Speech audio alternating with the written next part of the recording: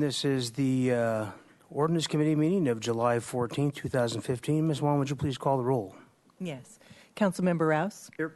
Councilmember Hotchkiss? Here. And Councilmember Murillo? Here. Thank you. All right, we'll open the floor to public comment. For anybody who has a comment not on the agenda, is this part of the... Solar item. Does this... The first item on the agenda. It isn't. Okay, is there anybody that has a public comment that is for items not on the agenda? Seeing none, we will close that part of the public comment and move on to, I'm sorry, Mr. Broberg, which ordinance item are you referring to? Is it the solar? Thank you. Okay, item 2. Very good. Okay, so we will go to the first item on the agenda. Mr. Cronman, please. Good afternoon, Mr. Chair and members of the Ordinance Committee. The item before you today, I think, can be broadly considered municipal code mop-up. By way of background, in 1973, Stearns Wharf endured one of the many fires that have marked its history, and when it reopened again in 1981, it included areas that were informally designated, informally known as the fishing areas, including the shoreward finger and Plank Park, as it's been designated on the seaward finger of Stearns Wharf. And everything went well fine until later in the 80s, when waterfront staff, motivated particularly by facility staff, decided it needed some signage to designate where those areas were, because people were fishing all over the place. And that worked well for a long time too, but the problem was it really wasn't enforceable because there was no code to back it. And informal was fine until, as it tends to happen, a few folks, especially in the last 6 months to a year, repeatedly fished in the no fishing areas, and despite our efforts to educate and relocate them, they realized that there was no law, show me the law kind of thing, which is not unusual. And we said to ourselves at the staff level, well, you know, this begs consideration. We don't have the ability to enforce this, and what we probably need is an ordinance so we can enforce it. So in the interest of safety, really, is why these zones are set up, to protect pedestrians on the pedestrian walkway, to protect vehicles from flying sinkers, et cetera, et cetera. And so that's why we have fishing designated on the the seaward end, where it's Plank Park. We all know it is a wonderful place to recreate. And on the shoreward end, past the Sea Center, where it's quite open, and in both locations have fish cleaning facilities, and so they really have been well-established designated fishing areas. I'm trying to avoid the use of the word zones, because I know that's not what we're talking about, but fishing areas for so many years. And so the proposal we have here before you today, including the ordinance that's before you, designates those officially as the fishing areas. It also provides discretionary language for the waterfront director to alter those zones in the case of special events. I think an example on either side of that coin would be, say, a fishing derby, a kids' fishing derby, where there are going to be a couple hundred kids out on the wharf, and the waterfront director would have the authority to work with the organizers of the event and sign it appropriately and get the word out and expand the area in a way that would keep the participants safe and also would allow them to fish in a broader area. And also on the flip side, say the Sea Center had a big gala of some sort and needed to expand for one night onto the shoreward finger, we'd have the discretion, the director would have the discretion to close that off for one night and sign it and get the information out. Fewer people tend to fish on the shoreward finger, but it is a designated area, and one we would intend to keep as a designated area. And the good news about this in terms of customers coming out there, besides the signage, which has to change to have municipal, like a parking sign, has to have municipal code site. This would be MC 1713060, I believe. Is that we have investigated the nature of the no fishing signage out there, and it needs a redo. It needs a do-over. It's all stenciled all over the the rails of the on the east side, the west side, from the foot of the wharf or from at least the mean high tide line all the way out, and certainly on the east side of the wharf as well. And our intentions at this point, and this is sort of a sidebar to what you have in front of you here to vote on, is to reduce the number of no fishing signs at least in half. The wharf, quite frankly, is festooned with these things, and it's really not a welcoming message to folks visiting the wharf. I think it's a function of frustration of years past where our staff was really trying to get the message across, but it's oversigned, quite frankly, and we want to reduce that sign pollution. We want to also take away the stencils and make nicer signs that are routed out with paint, in the letters, and place those along the areas of no fishing, and also in the areas where the designated fishing will be, to make that really user-friendly. Signs something like designated fishing, good luck, and signed also on the deck board so they know with arrows so they know when they're, customers know when they're entering the designated fishing zones. And we intend to work with Frank Drew at Frank's Bait and Tackle at the end of the wharf and develop brochures showing where those areas are. So there's a whole sort of outreach component that will be involved in this. But the item before you today is one that we believe is necessary to move forward on all the other signage issues. We have 1 million pedestrians out there and 250,000 vehicles every year, so really broadly considered this is a safety issue, and we would encourage and ask for your approval to move this forward to council. That concludes my report. Thank you. Thank you.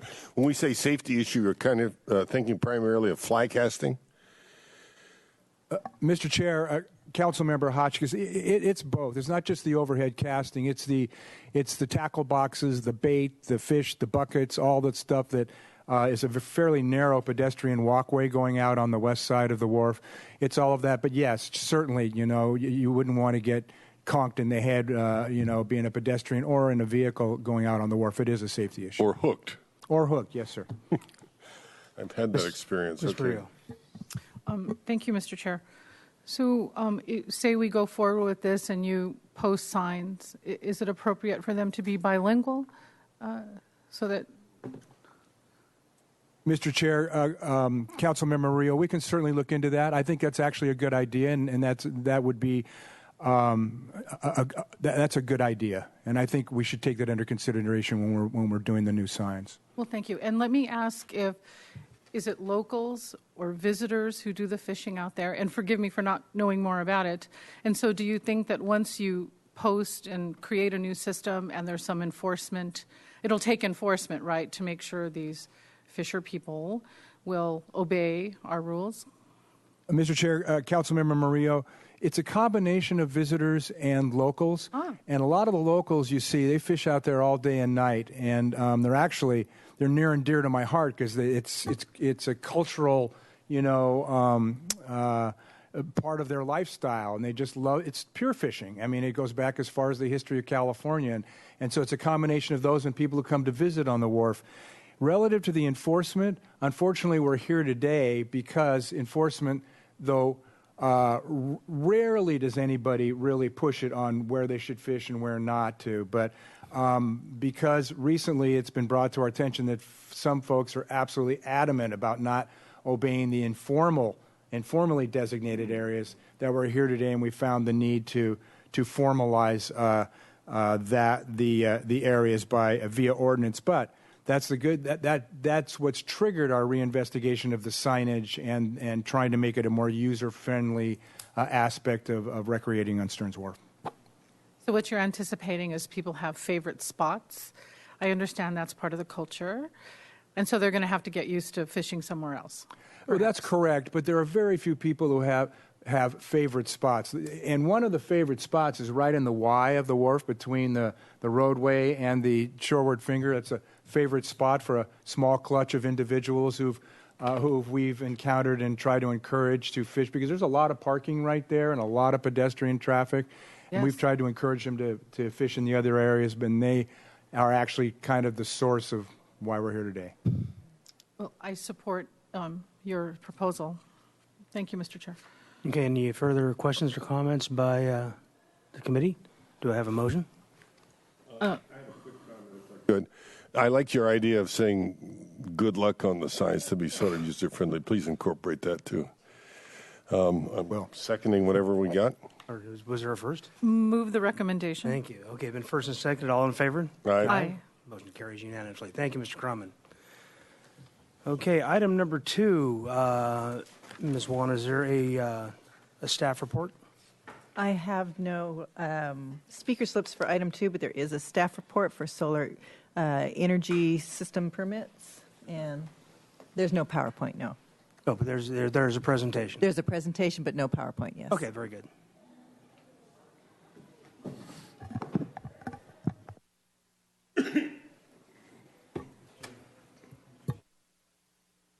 Oops. Mr. Chair and committee members, I'm Andrew Stuffler. I'm the building official for the city. And next to me, Ms. Scott Vincent with the City Attorney's Office.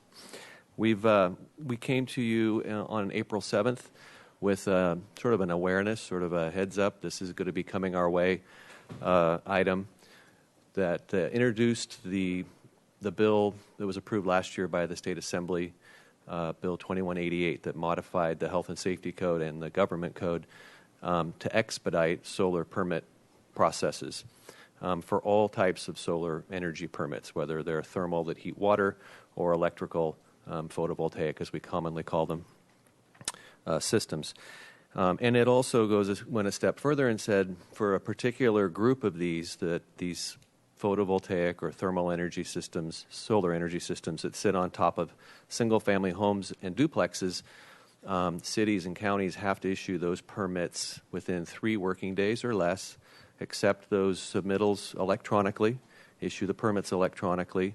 So they had additional, not necessarily burdens, but barrier removals, as they termed it, to try to promote the state's goal of having an abundance of solar energy systems.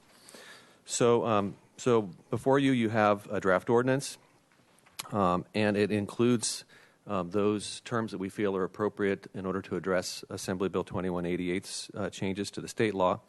Also included in the draft ordinance is a requirement to install pre-install conduit for all new single-family residences, conduit that would serve a future photovoltaic system. So it's in place, and they don't have to tear the wall apart to put the conduit in or mount it externally. This follows a common electrical code modification that cities and counties are making. It's part of a broader picture, but it's related to solar systems, so we thought while we're amending the municipal code, this would be a good time to do this. This ideally promotes the ease of retrofit of solar energy systems on homes, and it'll help reduce greenhouse gases. It's part of a more comprehensive approach to environmental concerns that cities in the state have. And I think with that, unless there's anything that Scott can think of, I'll turn it over to Mr. Vincent to take you through the ordinance itself. Good afternoon, Mr. Chair and members of the committee. I'd like to start with a little bit of background so that you understand what AB 2188 is doing and what statute it actually is amending. It's amending primarily Government Code Section 65-580, 850.5, 65-850.5. This statute has been around for many years, and AB 2188 is amending only a portion of it. By way of background, I want to kind of go back through what 65-850.5 has done in the past. We are addressing some of those issues with this ordinance, but it also is implementing the most recent amendments. The Government Code section starts off with stating that the installation of solar energy systems is not a municipal affair and that it is a statewide concern, which is essentially language that the legislature uses to preempt local regulation. It preempts local standards that are in conflict with or repeat the state standards. It then goes on to say that it precludes local agencies from adopting ordinances that create unreasonable barriers to the installation of solar energy systems, and they specifically call out as an example of what an unreasonable barrier might be, design review for aesthetic purposes. The statute also requires local agencies to administratively approve applications for the installation of solar energy systems, administratively approve and issue a non-discretionary permit, such as a building permit. What that means is that an administrative approval is one that is administered by a staff member. The quintessential term is over the counter. The application has certain submittal requirements. The applicant submits their application. The staff member reviews the application for both its content and substance. In other words, that it has the required material for them to make an evaluation of whether or not the application has the right substance. They review that. They determine whether or not it complies. If the application complies with the requirements for both the content and the substance, a permit is issued. A non-discretionary permit is issued. This is in concert with the legislature's removal of discretionary review for design review. The other thing that the statute has done for many years is it limits the grounds on which a local agency may deny an application for the installation of a solar energy system. In this case, an application cannot be denied unless the building official makes a finding that the solar energy system proposed may cause a specific adverse effect to public health or safety. And as I mentioned in our April 7th meeting, conspicuously missing from that list, the health or safety, is also the factor of welfare.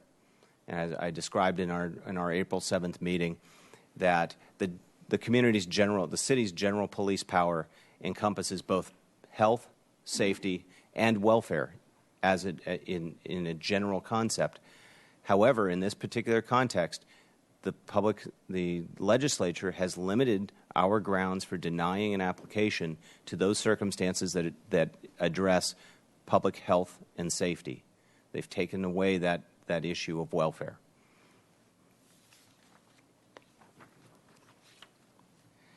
So with that by background, I want to address Mr. Stuffler has already explained the new amendments regarding that were put into place by the adoption of Assembly Bill 2188, and those specifically considered the new and streamlined process for the small rooftop installations. There's a set of qualifications. If the application falls within the correct size, the correct size, it complies with applicable building code standards or plumbing code standards, that it is being installed on a single-family home or a duplex unit, and it complies with the applicable building height, it can be considered a small residential rooftop solar energy system, and it then qualifies for the expedited review process, permitting process, and inspection process outlined by Mr. Stuffler earlier. Turning to our ordinance that we're proposing today, we incorporate these requirements in the 3 sections of the newly added proposed Chapter 2291 of Title 22. Section 1 outlines definitions. These definitions are taken from the state statute nearly verbatim. The only change from the state statute is a nod toward the city's local terms for single-family unit or single-family residence and duplex unit, which are the single residential unit or 2 residential unit, as those terms are defined in the zoning ordinance. Otherwise, these definitions are verbatim from the state statute for consistency's sake. Section 020 outlines the administrative approval process. This is implementing the requirements of the statute. It also, Section 020 applies to any any application for a solar energy system. It implements the requirement that the city address these applications in an administrative, non-discretionary manner. This section would apply for those installations on commercial buildings or those installations on residential buildings that exceed the size limits or any of the other standards. If it's a proposal for an installation on an R3 multifamily residential unit, that's not a single-family home, that's not a duplex. So this process, it's still processed administratively, but some of the streamlining that are available for the small systems, the small residential systems, are not available or is not required for these larger installations. Turning to Section 030, this outlines the requirements for and the process for reviewing and approving or considering approval of small rooftop systems. It directs applicants to the checklist. It explains that if they comply with the checklist, both the substance and the content of the checklist, they'll be issued a permit either over the counter or even electronically if that's the methodology that they prefer.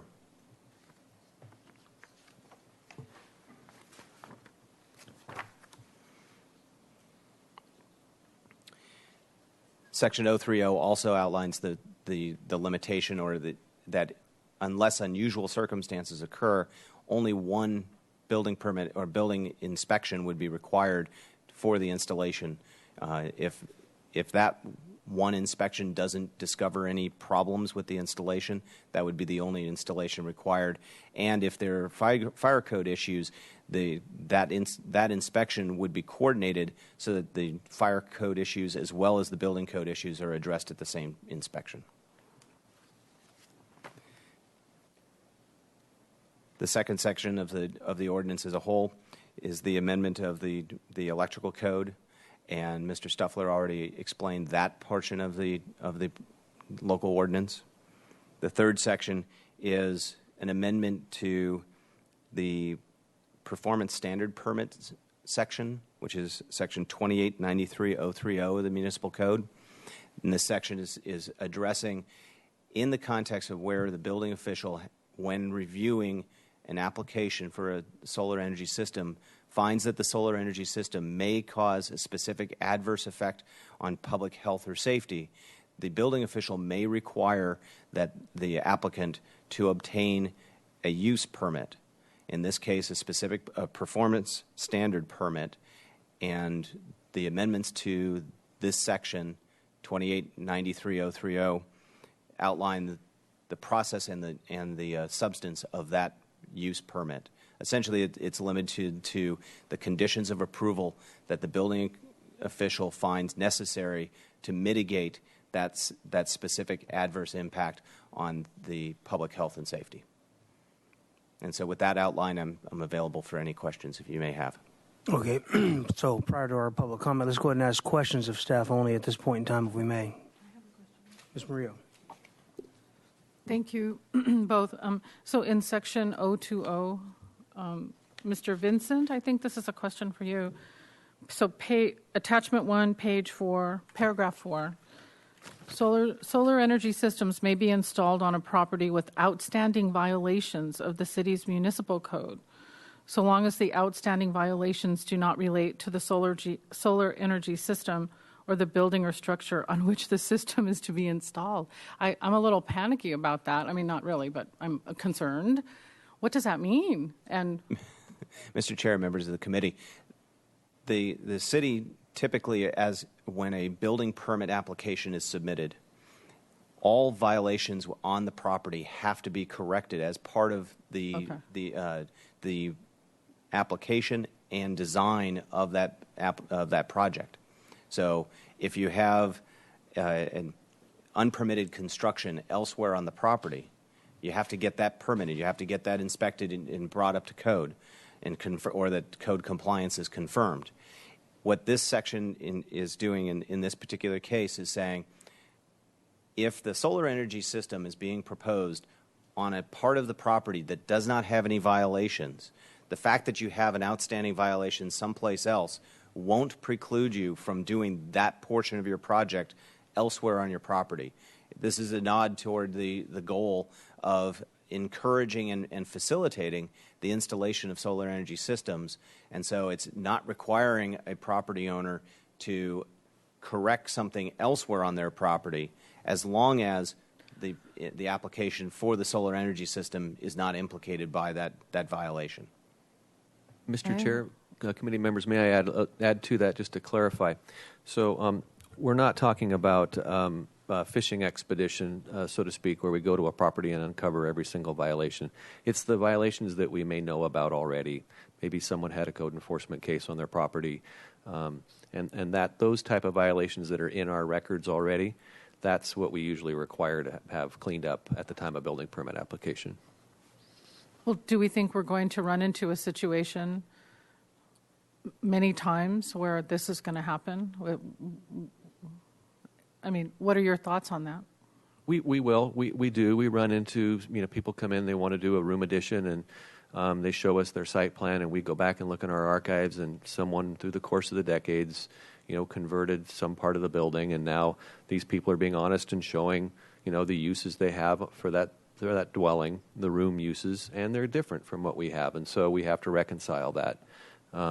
Sometimes on rental buildings, we'll have complaints from a tenant when they leave that they rented a garage, for example, and so we have a code enforcement case open on a garage conversion, and now they get new owners or someone decides they want to put a photovoltaic system on the main house. The fact that they had an illegal dwelling unit in the garage doesn't preclude us from permitting the photovoltaic system on the house. We'll still, get closure on the garage conversion, but we can promote the installation of the electrical system. Understood. So we have to go along with this provision, is what you're saying. Mr. Chair and community member Murillo, I wouldn't say that you have to go along with it, but what I would say is that this provision is consistent with the intent of Government Code Section 65850.5 of encouraging and facilitating the installation of solar energy systems. The example I would give is if for some reason a person with a single family home which has an open yard area, as you may be, the zoning ordinance requires an open yard area. If you put a gazebo in the middle of your open yard area, you're violating your open yard area by putting a structure in a place where no structures are supposed to be. Okay. So here you have it. Then you come in and you apply for a solar energy installation. In general, you would have to correct, without this provision, you would have to correct that violation of your open yard area by removing the gazebo. This section says you don't have to correct that gazebo in order to get your solar energy system. Well, thank you for giving me those examples. Mr. Vincent, real quick. So in terms of design review, I was thinking about an established historic district, for example, like the Plaza Ruby area, but that is also considered, that's falls under this law as well. You can't be precluded in a certain area that's considered an historic architectural area from somebody that wanted to put solar on their property. Would fall under the same law? Yes, the law applies throughout the local area, the local agency. It does not make a distinction of whether there is a design review district or a landmark district or not. The state statute and its requirements apply throughout the jurisdiction of the city. And also, Mr. Sheffield, if I might, Mr. Chair, let me amplify just a little bit. We've got an email today that talks about historic preservation and how that might lap or overlap with 65850.5. And I don't know whether the committee has seen that or not, but the assertion was that the cities of San Luis Obispo and San Diego have retained discretionary historic preservation review over solar installations. There is also a one hand taking a different approach in the other hand situation between state agencies. The State Office of Historic Preservation is asserting that historic preservation values can be preserved in a discretionary sense consistent with 65850.5. We disagree. Mr. Vincent and I have been through this in some detail. The law says health and safety. And as Mr. Vincent said, it doesn't say welfare. when we get to regulating aesthetics, such as historic values, we're talking about, in our view, welfare regulations rather than health or safety regulations. So we believe that the intent of the law was to prevent things like design review, even in a historic preservation context. That proposition, our position on that is not free from doubt. There are other agencies that have taken a different stance, more confrontational stance as against state law, and I wanted you to be aware of that. Thank you. And then another question about the, you mentioned about having conduit pre-installed in construction. Was that part of the state code, or is that our own ordinance that we're talking about, Mr. Evler? Mr. Chair, that would be our own. Okay. And is that only in new construction, or is that also in remodel? And if it's in a remodel, is there a threshold? Mr. Chair, that would only be new single-family homes. New single-family homes. So if it were a remodel or what, some people, when they tear down all but one wall, but still consider a remodel, they wouldn't fall into that. Is that still the standard? Mr. Chair, that's correct. Okay, very good. Any other questions before we go to public comment? No. I have one speaker slip for John Broberg. Please, you have 2 minutes. Good afternoon, Mr. Chairman, members of the committee. I'm primarily here to address the issue that's not mentioned too much in this ordinance, which is ground mount systems, being that all roofs are not suitable for solar, and in my case, it's been a problem. So there's two issues that have come up for me on this, and one I think was clarified somewhat in that a ground mount system, although it might not get administrative approval, is still not going to be subject to design review, as I understand it. It's going to be much easier than it was in the past, but there is there's some fine points in here that I think I need to study more and may have suggestions on. But as I understand it, unless I'm wrong, that issue is clarified by Mr. Stuffler. The other one is in this 68-850.5, there's a definition of solar, which does not mention rooftop at all. It just says solar, which would apply to ground mount and to rooftop. So the additional administrative review only applies to rooftop. So that's something that's important to me. And there's the issue of welfare, which was mentioned several times. The state ordinance talks about health and safety requirements. Now, in page 4 of the city ordinance, number 1, they also go on to include zoning setbacks. And to me, that's going into the area of welfare, that there's no specific health and safety issue there regarding normal definitions of health. Now, there could be some very special definitions of health that might only apply to high-density areas like State Street and wouldn't apply anywhere else. But if this goes in here like this, when you go in for a permit and you're in the setback, you're going to be automatically denied or kicked out of this setback. And I feel like this goes over the line of the state ordinance itself, and I would request that part be removed. Thank you. You'll need to wrap up. Pardon? You'll need to wrap up or over time. Okay, well, that's pretty much it. Thank you. So thank you for your time. Okay, well, Well, Ms. Mr. Brio. Stuffler, do you have a response to what Mr. Broberg was saying to this right now? Yeah, Mr. Chair, committee members, the speaker is correct. The ordinance and the state law does not specifically acknowledge ground-mounted solar energy systems, but they're included in it through omission. That's the definition they use for a solar energy system, is everything solar related.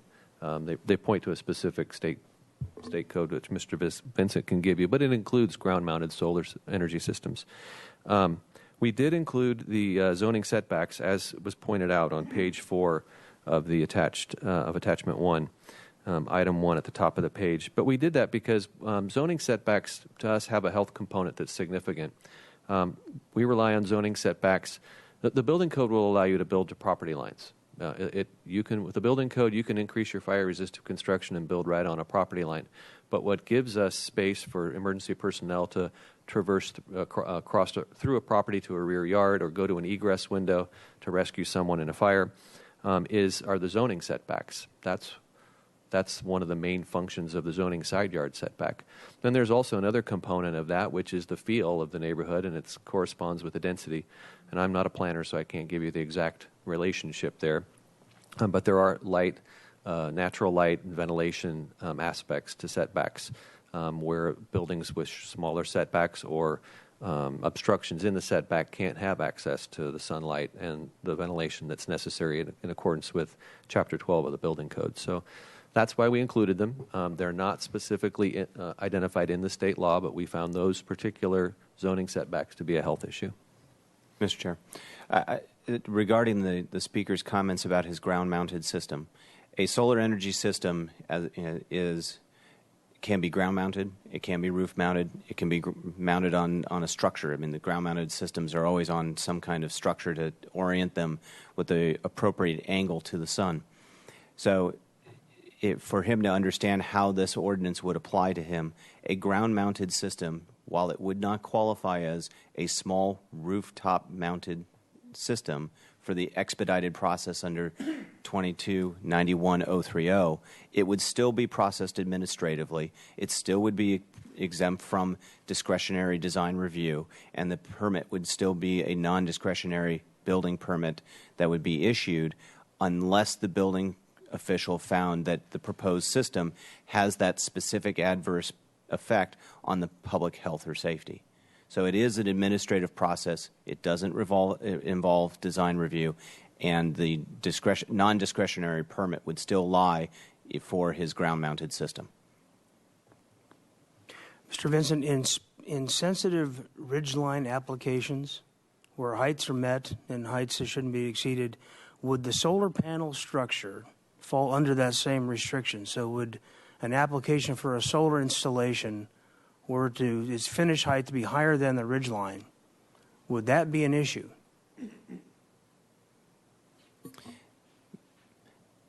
Mr. Chair, I'm trying to respond to it, and I think that an issue for whom or for what. The issue would not be an issue for the building code official in the sense of health or safety. It might be an issue for somebody who has an understanding of the view of that ridgeline, and that's addressed through aesthetic review.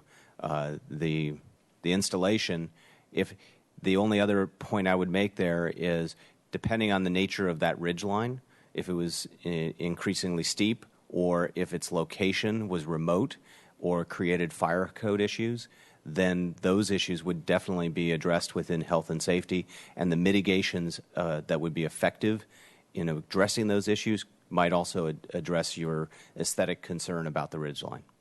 And likewise, would angular reflectivity, for example, if you were a neighbor and your solar panels were oriented in such a way that it created a glare that went through your neighbor's house or big picture window during certain parts of the day, is there anything within the state or local reviewable code that would allow some kind of relief in that situation?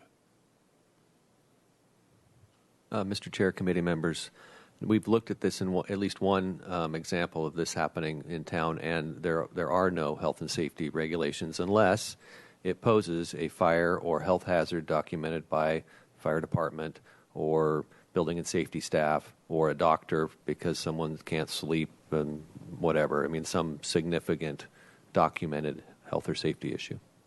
Once again, it'd be an aesthetic. Yes.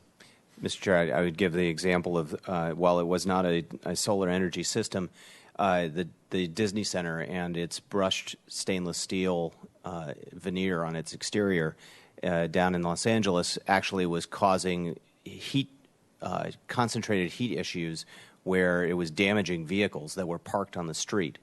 So I could see where, depending on the nature of the orientation of an installation and the particular material that it's designed with and so forth, I could conceive where public health and safety could be implicated by an installation.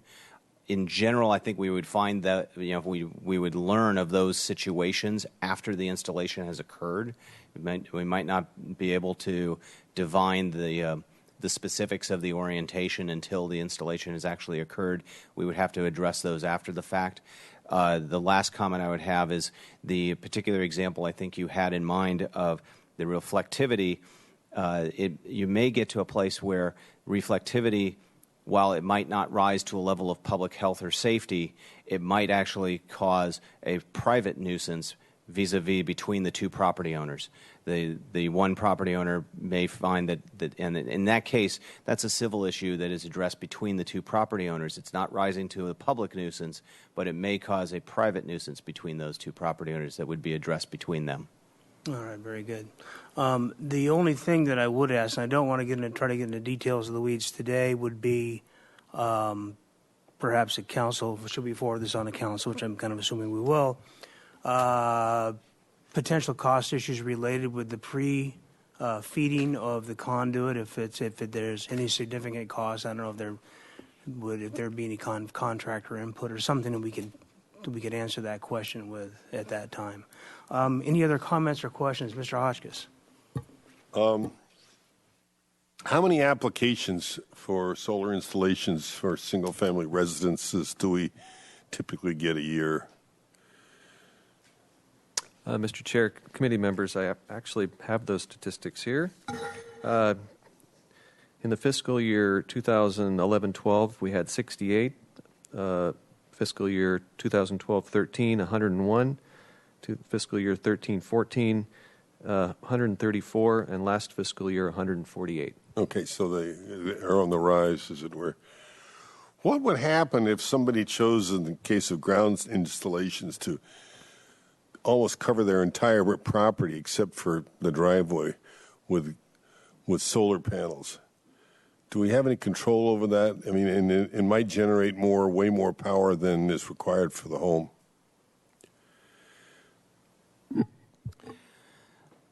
Well, Mr. Chair and members of the committee, I would say we probably could get to a point where an installation would no longer look like a residential use if it was generating power beyond the needs of the residents. But at the same time, I think that we don't have a standard proposed in the ordinance for that. The other issue is that as systems get larger, they do create more issues for the building official to consider as far as health and safety are concerned, and so it may not. You might get to a point where covering your entire backyard with solar panels just isn't feasible. So if we made, you mentioned a standard, I think it's a good comment.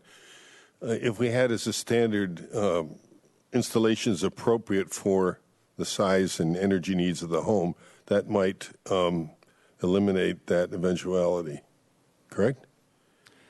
That could address that issue. The only thing that gives me pause on incorporating such a standard is that one of the goals of this statute and the intent that it was expressed by the legislature in adopting this statute is to encourage their installation, and in fact, in some cases, the even reasonably sized solar energy systems do exceed the power requirements of the residents on which they're installed, and so to preclude in that case, you hear people talk about how their electric meter runs backwards. That these systems are connected into the electrical grid in such a way that they can actually reintroduce electricity back into the grid that so that they get a power credit. And I agree that there might be a reason to develop a standard that addresses to avoid a commercial style system being installed in a residential zone, but this particular ordinance might not be the place to do it. We might want to address a different standard to describe that as an allowed use within commercial areas. Mr. Chair, Well, it's probably something we should take up one way or the other. I don't know if it'd be nice if we could put it all in here, but just so people feel protected and a neighbor doesn't produce what you call a private nuisance, I think is the way you put it before. But I think we should probably pass this on to, and make a motion to pass this on to the city council. Second? Okay, it's been moved and seconded. Any further comment or questions? Okay, all in favor, say aye. Aye. Any opposed? None. Passes unanimously. Thank you.